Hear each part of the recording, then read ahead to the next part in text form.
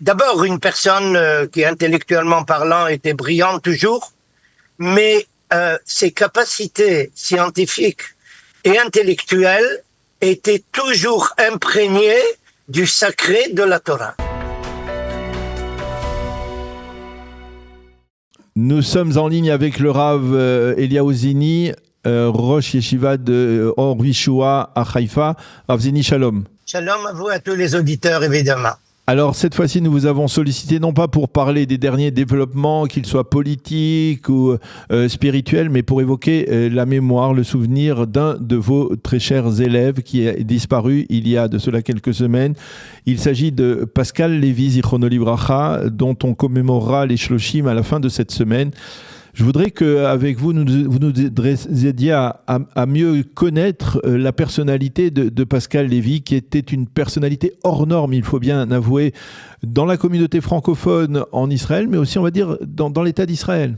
Je pense qu'il faudrait, pour décrire le personnage, il faudrait d'abord préciser un point qui concerne non seulement Pascal lui-même, mais le monde auquel il appartenait et ce qu'il représente pour la vie juive actuelle. Il s'agit d'un juif d'origine nord-africaine, passé par la France, et qui, beaucoup justement de juifs comme de juifs français, arrivent ici après la guerre des 6 jours, pas mi-à d'après, mais à la suite, indéniablement, à la suite de la guerre des 6 jours, arrivent en Israël avec un enthousiasme exceptionnel qui relève de 2 points fondamentaux qui caractérise, à mon avis, tout ce judaïsme français, francophone, nord-africain. D'une part, un amour inconditionnel et illimité concernant le peuple juif, et de même concernant la terre d'Israël et l'avenir du peuple juif dans l'histoire. Le sionisme est quelque chose qui fait partie, et qui surtout à l'époque, partie inhérente de l'âme juive. Israël relève du sacré. On vient ici au nom du sacré, au nom d'une éducation millénaire de nos Chachamim. Pascal arrive ici dans cet esprit. Il a été élève dans un des meilleurs lycées de Paris, vous le connaissez, Louis le Grand. Il a fait là-bas sup-SP qu'on fait pour pouvoir entrer dans une école d'ingénieurs. Et à la suite de SP, il refuse de rester en France. Il décide en 78 de faire sa Aliyah et d'arriver ici en Israël et de continuer ses études au Technion de Haïfa. Et c'est là-bas que je l'ai connu. Alors, qu'est-ce qu'il y avait de particulier dans la personnalité de Pascal Lévy que vous avez remarqué quasiment depuis le début? Alors, d'abord, une personne qui, intellectuellement parlant, était brillante toujours, mais ses capacités scientifiques et intellectuelles étaient toujours imprégnées du sacré de la Torah. C'est ça qui est fondamental et qui doit être précisé. Et regardez comment ça s'est traduit même dans un domaine quasiment terre à terre, je dirais. Ils arrivent à Haïfa. Je n'ai pas besoin de vous dire que pour un juif français aujourd'hui qui arrive en Israël, il y a que 2 ou 3 villes possibles. Il y a Jérusalem, il y a Netanya, Ashdod et peut-être Ra'anana, mais c'est tout. Parler aujourd'hui à un juif français de venir à Haïfa, il va vous demander si vous êtes tout à fait normal. Mais à l'époque, c'était exactement l'inverse. Il suffisait de dire que Haïfa est une ville d'Israël, automatiquement ça relève de toutes les valeurs du peuple juif. Ça relève, parce que ça relève du sacré, c'est une part de la terre sacrée, point final. Il arrive au Technion, dans un institut qui était encore à l'époque extrêmement anti-religieux. Il a beaucoup évolué, Baruch Hashem, il a changé. Mais à l'époque, c'était très difficile, c'était pas du tout trivial. Pourquoi? Parce que la ville de Haïfa est née comme une ville qui se voulait d'un côté moderne, mais qui a exposé son modernisme en claquant la porte à tout le passé du peuple juif.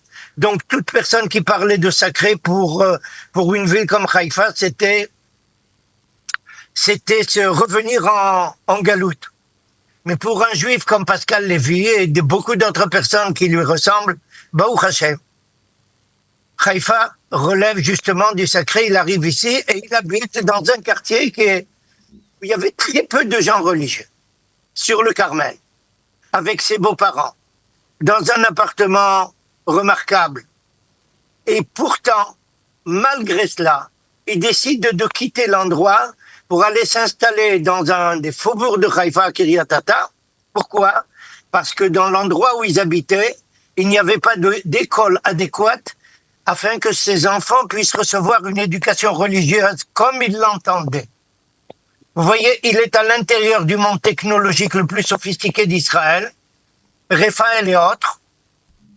Il ne faut pas oublier qu'il est par 2 fois pris Pras Bitachon d'Israël. Alors voilà, c'est ça. C'est important de souligner parce qu'il a une carrière tout à fait exceptionnelle, une carrière scientifique tout à fait exceptionnelle. On ne mesure pas encore aujourd'hui les réalisations et sa contribution à la défense de l'État d'Israël, mais effectivement, il a eu à 2 reprises donc le prix pour la défense d'Israël, ce qui est tout à fait exceptionnel, n'est-ce pas? Permettez-moi de ne pas être modeste comme il se doit. Tous ces gens-là sont des élèves à moi et je peux vous en signaler quelques dizaines qui sont similaires à Pascal, qui apportent une contribution aussi similaire à la sienne. Ils sont à la tête de Kippat Barzel, de Chetz et j'en passe et des meilleurs. Ils sont passés par le Technion et ils ont vécu pendant un bon moment à la synagogue du Technion en parallèle avec leurs études, où j'ai essayé de leur communiquer justement qu'un progrès technologique pour nos peuples juifs n'est pas juste un progrès technologique, n'est pas une réussite scientifique uniquement, c'est relever le peuple juif, c'est redorer son blason, c'est lui redonner sa place dans l'histoire, c'est lui redonner l'impact qu'il doit avoir même sur le plan du sacré. Avancer sur le plan technologique en Israël, c'est faire avancer le peuple juif dans tous les domaines, y compris le domaine spirituel.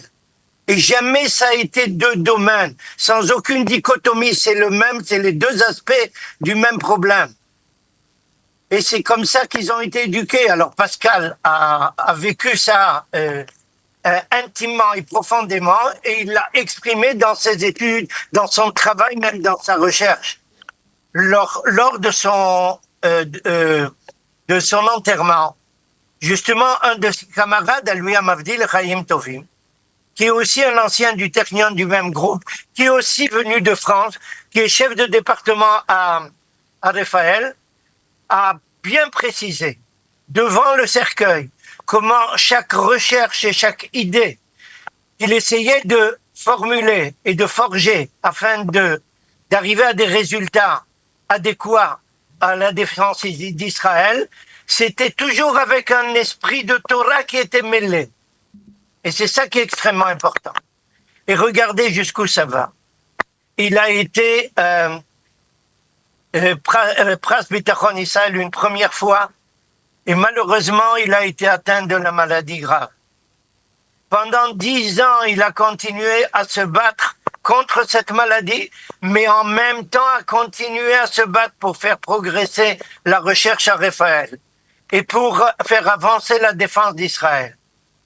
Au moment de la Levaya, de son enterrement, les plus grandes personnalités, les plus grands chefs de département de Raphaël sont venus, et un d'entre eux a pris la parole en précisant qu'il y a des milliers, sinon même des centaines de milliers de Juifs dans la terre d'Israël qui lui doivent leur vie parce que justement pendant cette dernière guerre, qu'on n'a malheureusement pas encore terminée tout à fait, pendant cette guerre-là, ces idées ont sauvé des vies, une quantité incommensurable de vies.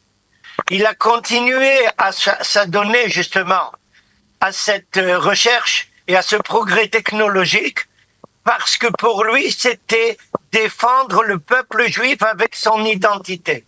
Malgré ses souffrances, malgré sa maladie, malgré tous les tipoulim difficiles et impossibles quelquefois, il n'a pas cédé quasiment jusqu'à la dernière minute.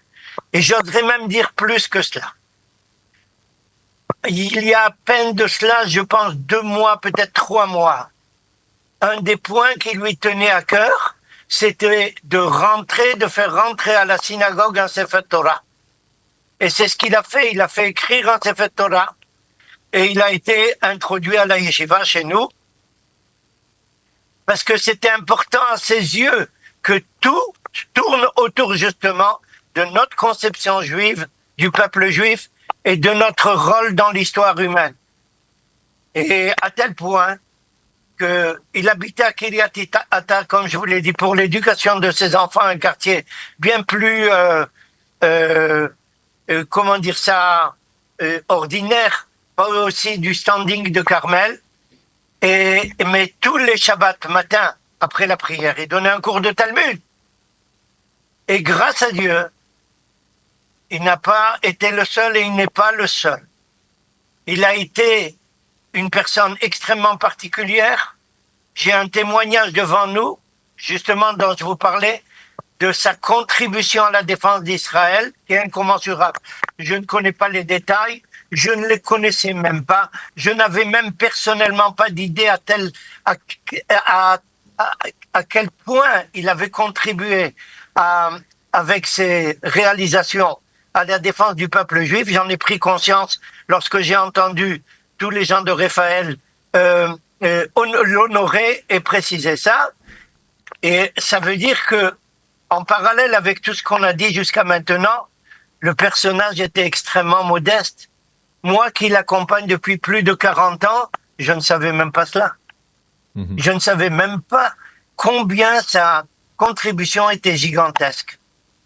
Mais tout ça, il l'a fait sur la base d'une foi profonde en Akadosh Baruch Hu, le peuple juif, la terre d'Israël et tout ce qui relève de toutes les valeurs ancestrales de notre peuple.